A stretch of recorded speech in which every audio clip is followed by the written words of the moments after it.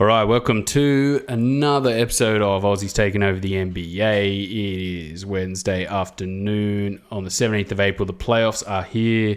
I'm covering some crazy playoff action. I think a bunch of teams have dropped games already. Yep. A bunch of the favourites, which is interesting. A lot of Aussies in action. But today we're going to bring you a Ryan Broekhoff and Dallas Mavericks wrap up of the season, the interesting season that it was for the Mavericks, obviously drafting the NBA's next big thing in Luka Doncic, and then just blowing it up in the midst of having like a bit of a Dirk Nowitzki farewell tour, and somehow Ryan Broekhoff getting in there and not getting a lot of time. They're getting heaps of time, they're not getting any time, and going missing for extended stretches, and then just weird lineups, and then all right, let's just get rid of all these dudes, and we're getting Kristaps. And then Kristaps is now wanted for rape. So, oh, really? Yeah. Oh, oh yeah, dude. Apparently, he held an African American woman against her will and said, "You are my slave," as he raped her. That is from the paper. How fucked is that, dude? So this is some pretty dark Dallas Maverick days. But you know what? You know, the Latvian king can. Does this have to go out live? Has to, man. This is. But this is the shitstorm for next year, man. You imagine this comes. They've just traded all this shit and they got Porzingis in, and that comes up next year when you got a good chance for some lottery picks this year. I think they're sitting around 9.5% for a lottery pick. I think he's still on a rookie deal for this season too, so it's kind of like a one and done. They don't have to sign him to the extension to a actual guaranteed deal after. I think he becomes a restricted free agent. Yeah. So it could be a dodgy season and he could leave. Anyway, so that's like a one and done type season because he's still on a rookie deal. Yeah, well, let's just see how that kind of eventuates. The whole saga. Yeah, I try and steer clear of a lot of that. Yeah, you got to figure out what's going on because that's some pretty dark shit. But it's rough. Mate, but yeah, don't forget to subscribe to us on SoundCloud, on iTunes. Forget about those. Like us on Facebook. We do stream all our regular episodes live, but we tend to do these kind of pods just as audio only, much easier to get them out, pump them out for your enjoyment. Yes. The Dirk Nowitzki farewell tour. Did you enjoy it? Did you enjoy the last couple of games? Dirk putting up some big numbers, then just throwing the ball to Dirk hitting some shots. It's good to see. Obviously, a very, very extensive, fantastic career from a guy. Fantastic player. Won the championship to 2011, I think it was. MVP 2010. Yeah. Finals MVP that year. Look, it was rough going into the season. Like, it was rough watching him. I think he had a little foot injury here and there. No, his ankles look absolutely... He doesn't look like he can flex or extend his foot. He just looks like he runs with a flat foot because he can't... His ankles must be like 7 foot. Like, and he's 21 years of court time on a 7 foot body.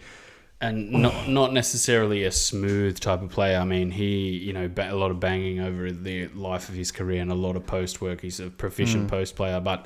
Sort of at the end of last year, it really looked like, whoa, like he can barely run. This is crazy for him to even come back for another season. But he came back, he had another season, and, what a fantastic player in general. Just watching him at, 40? Is he 41 now? 41, yeah, 41. I think only Vince is older at 42, and he's coming back as well. That's crazy.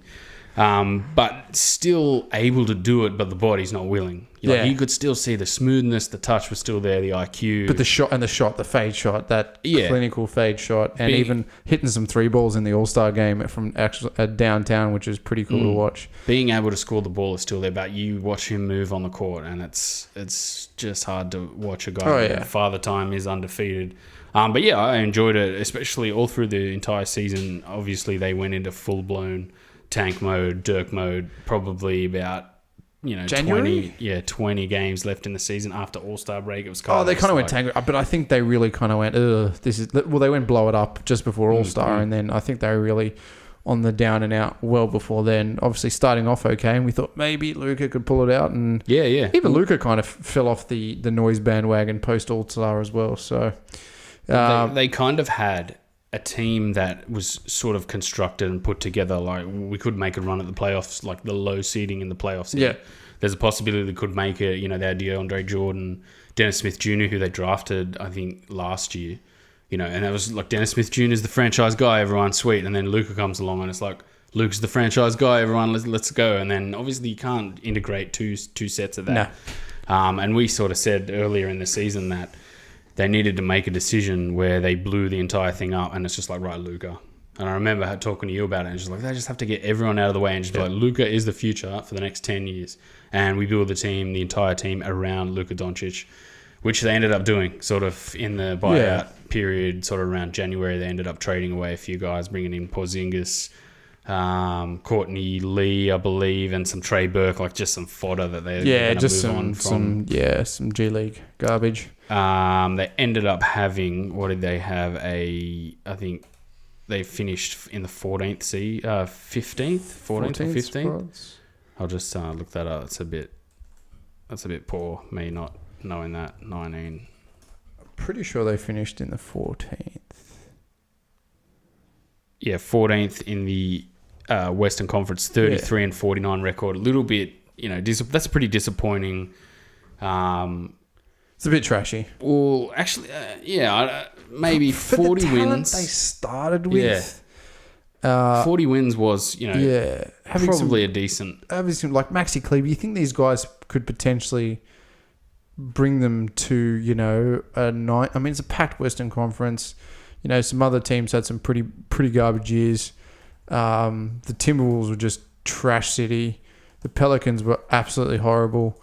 And so you thought maybe they could pull something out, but they just didn't. And it was really bad to see Rowdy Ryan Broekhoff not getting that ability to play some big minutes until really the end of the season. Like, he didn't start. I think Philly was his first kind of outing.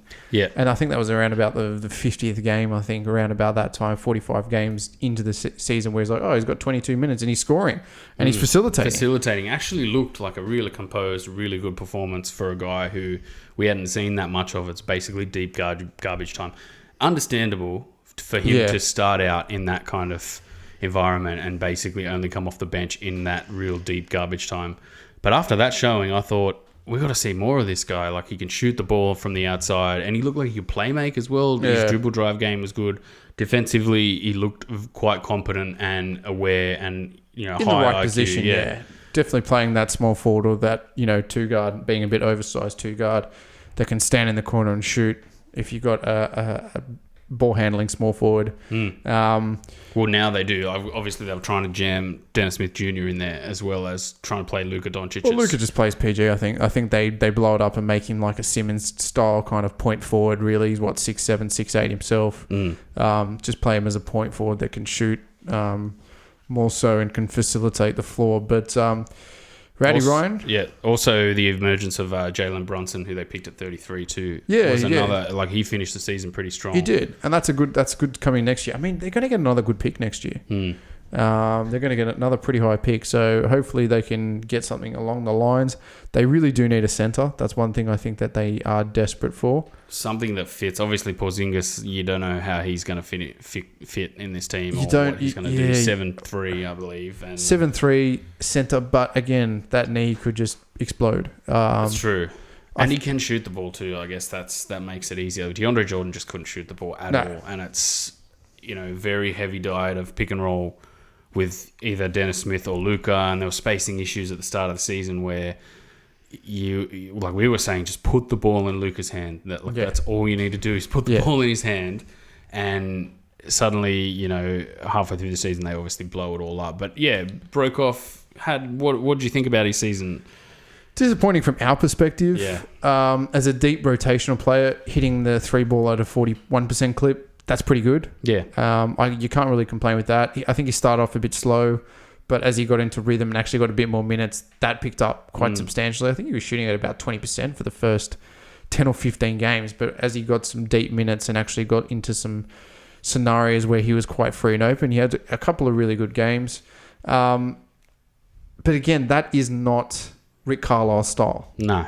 He's not, let's just put up endless threes. He's not, and that's really what you need to do with a guy like Luka at the point forward is get a couple of shooters, get a center who can shoot, and play the 3 ball. We know that Houston are doing that. We know that Milwaukee are doing that. We know that the Nets are doing that, and it's a style that's getting teams into the playoffs. Yeah.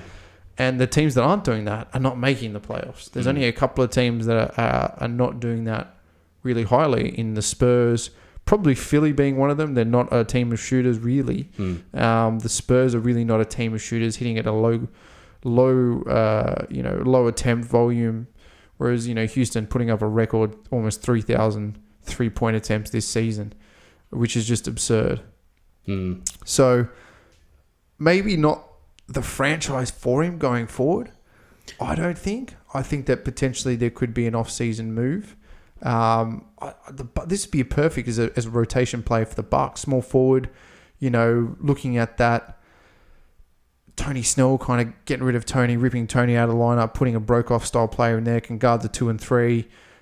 Freak in Giannis, going to Houston potentially as well. I mean, this is the kind of guy that they need in their team versus Rick Carlisle going, we kind of want you to be here and you're kind of there as a sharpshooter, but, 2 attempts a game? Yeah, it's just not enough, really. I mean, for how many minutes he played, 2 was not really enough. Obviously, he had to come off the bench and it was deep garbage time. A lot of it was deep garbage time. It was like, okay, now all the guys are kind of doing a bit of ISO dribble. It's almost we go back to the summer league in deep garbage time. It's guys trying to show a little bit, get a little bit of ball hogging, and him standing in the corner hoping someone passes it to him. And he was open a lot of the time.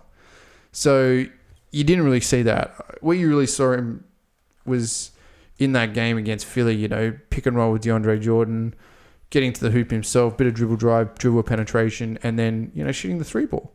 And that's exactly what he does. He's got another year guaranteed at Dallas. Yep. I think he gets picked up by another team. If, Dallas have to make the, they have to really go all in on this type of just give Luka the ball and surround him with shooters and really go in hard. They kind of did a little bit of a hybrid thing at the start of the season. In the middle of the season, he showcased that he was an all-round player, not just a knockdown shooter. He could do different things. I feel like Rick Carlisle tried maybe to just go, we'll play at small forward and you can do these sorts of things. But then down the end of the season, it was kind of the Dirk show where he got put into the back burner. But the actual makeup of their roster, it didn't fit a guy like Broekhoff, who's just a knockdown shooter. No. But at the same time, he showed an aptitude to want to be a better player and, actually defend smaller guys, actually try and get into spots, playmaker a little bit here and there. Things that, we looked at Dangadell, we said Dangadell, why are you just running into the corner and then you never get the ball and then you just run back up the floor?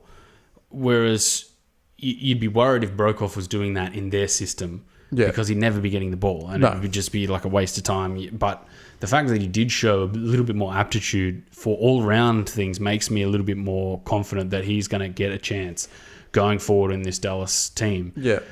But they just...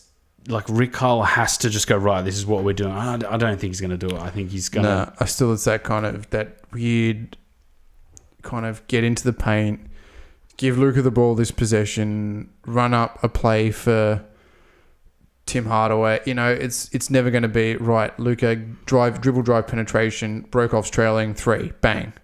That's where you really need to be. There needs to be a lot of trailing threes, or he just sits in the corner on a rotation to the weak side, runs around and hits a 3-ball. Well, it's the dribble penetration that's going to get him open. And it's a similar, we were talking about Tangadell, it's similar. Cleveland didn't really have guys that dribble, penetrate and kick. It's Colin Sexton. It's Colin Sexton. He's a Donovan Mitchell, really. It's a dribble drive and then I score. Or I shoot through 5 guys. I mean, don't get me wrong. Shot at a very high clip, shot the 3-ball at a high clip, but he's not a guy that's going to kick out to the corner to let someone knock it down. He's just going to try and score it himself. Which only really works for Houston and maybe Utah, and we can see where that falls down in postseason when those lanes start to close down pretty heavily and guarding gets a lot tighter. So you want that guy that can see the floor for what it is and kick out to shooters that are open and not going to get run off the line. But hey, he got his chance in the NBA this year, which is great. This is great for Australian basketball because there's another guy that can guard the 2-3. can knock down at a high clip, can dribble drive. You know, you're going to have pick and roll opportunities with Bogut and Baines. Can handle the ball. Like he showed that he can. It's almost Ingles light, almost his ability to handle the ball. It's the same conundrum where you're going, yeah, but if you dribble drive, the guy in the corner is not Broekhoff. Yeah. You know, you're like, you wish you could have Broekhoff dribble drive, dish to Broekhoff to shoot a three. It's kind of the same with Ingles. Ingles dribble drive. But then he's got Gobert. And it's like Rubio, and you're just like, Rubio. We'll go through some of his other stats this year. 45% from the field, which is higher than Russell Westbrook, so we're happy with that. 3 points attempted, 93. That's not enough for a guy. That's not enough, man. He should be hitting 3 a game or 3 attempts a game, hitting 1.4. Free throws, it was kind of half. But that's again he's a knockdown shooter from the 3-point line. He's not going to get a lot of those and ones. Yeah. Hitting it at 80% though, which is really good. Total rebounds 63. That's 6.7 per 100 possessions. That's not bad for a guy who predominantly played small forward, really. Yeah, it's not too bad. 22 assists, which means he can obviously offload the ball. 6 steals and 4 blocks. So defensively not weak. I think, for a guy that's played a total of 10.8 minutes per game. And a lot of that in deep garbage. So that's quite good. Well, we said at the start of the season, like he could be a guy who could rebound the ball and be important as a guard rebounder. I mean, he played... He's 6'7". Yeah. 6'7's a decent 2-guard. And it's not an undecent small forward. We played 57% at small forward and 39% of the time at shooting guard. It's, again, the fitting Doncic and when Dennis Smith was there and then Brunson, like it's... Yeah. You could only describe his season this year as deep rotation. Yeah, pretty much promising. Like, hopefully we see more, but like he doesn't need to deliver more. He just needs to get more opportunities. And I don't know, man. I don't know if like what Rick Carlisle's going to do. He's going to have to go back to the drawing board and go all in on Luka Doncic and just go, right, all we get is Luka drive, kick. But I don't know if he's going to do that. Like, we've seen how good Giannis was. Harden as well is doing it. I mean, what other teams are doing that this season? I don't know. Like, a lot of other teams are playing kind of conventional type stuff. But yeah, I'm not sure. I think we're going to see a lot more of these guys, these 6'7" guys who dribble drive and kick to shooters. And a lot of these teams are going to start building their rosters around big guys who can shoot, guards who don't have to handle the ball as much. They can defer to someone who's big, penetrate and shoot. Yeah. But it's also a very an all-encompassing style where the whole team has to know what they're doing and do it. Like you can't just kind of, Luka's in the team and kind of do it when you're on the floor. Like it's a thing where you've got to build the entire franchise around doing this. So I think if they do that, there's still for me 2 pieces away, even with Porzingis. Who knows how he's going to come back either? You don't really know how he's going to come back. Boogie was slow to start off with. It's 3 years away for me, and that's not Broekhoff time. Broekhoff's only got a year left on his contract. Takes him to 29, which really in this day and age for a shooter is very young. So I think he's got a very good career in the NBA left. It would be good for him to go to a team that focuses on 3-point shooting, like Milwaukee, like Houston, even going to a team where a point guard is a drive and kick. Philly gives me one. That's a drive and kick team. Toronto is a drive and kick team. Lowry, not a big shooter, drive and kick kind of player. So there's some other opportunities I think there, but 40% from the 3-point land, which is what he was brought in to do, is still very high, and it's going to be good to see him in green and gold come World Cup time. So what do you 2 months? What do you think? You could play a lot of small forward. It's just where you play Ingles too. Ingles, you have to play at power forward. I mean, you're going to get rotated on a little bit and defensively, but it's what do you call it? It's FIBA rules. Yeah, Baines can camp in the lane. So can Bogut if you're playing Bogut as well. They can camp in the lane, which means that you really have to. It's not that ISO 1-on-1 where he's just going to get blown by every time. Is that there's a shot blocker potentially or a body in the way.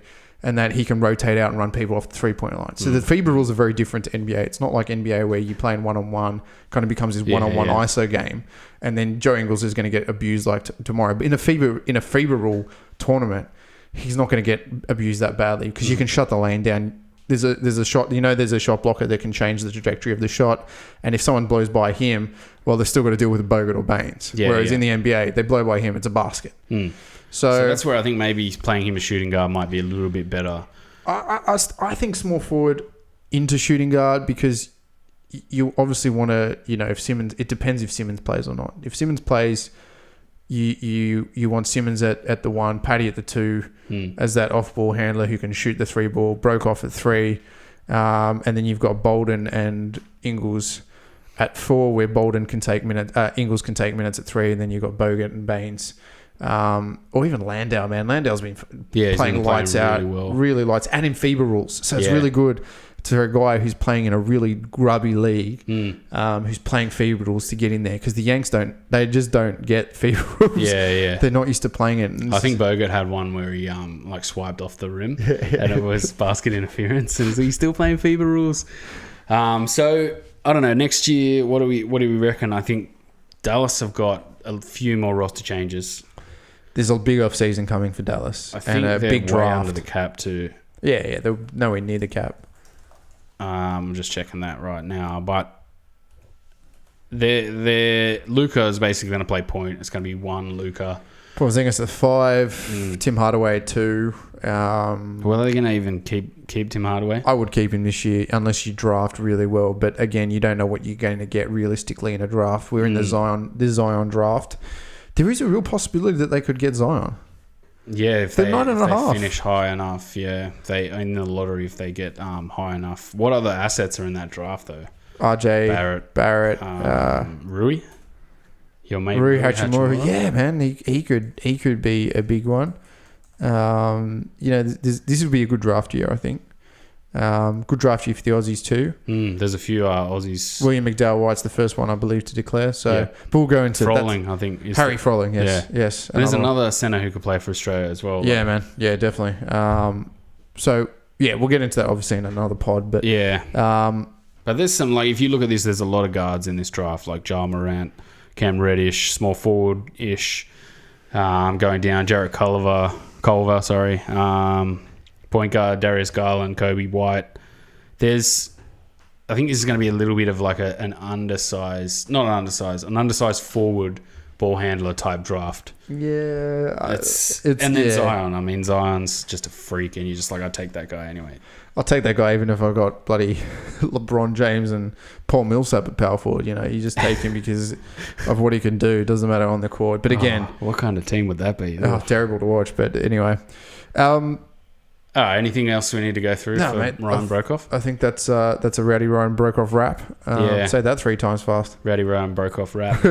It's Rowdy Ryan Broekhoff rap. Rowdy Ryan Broekhoff rap. I want to see more from the organisation to put him in better positions because I think he's got the talent. I'm kind of just disappointed that he didn't get a chance to showcase. A lot of his good games were followed by 3 games he didn't even appear, and you're just just dropped 17 points. Like, what the hell? Like, what does he have to do to get, at least just 12 minutes in the rotation a night? But in saying that, you have seen an evolution of his game over the last 12 months, I think. From when he started to when he finished, there's been an evolution. He's working with, the best players. It's great for a year with Dirk. Teach him some of the ropes. Good to be with Luka. Good to be in that environment. And hopefully we get to benefit from that come World Cup time. Yeah. All right, guys. We'll thank you very much for listening. Remember to like, share, and subscribe. Like us on Facebook.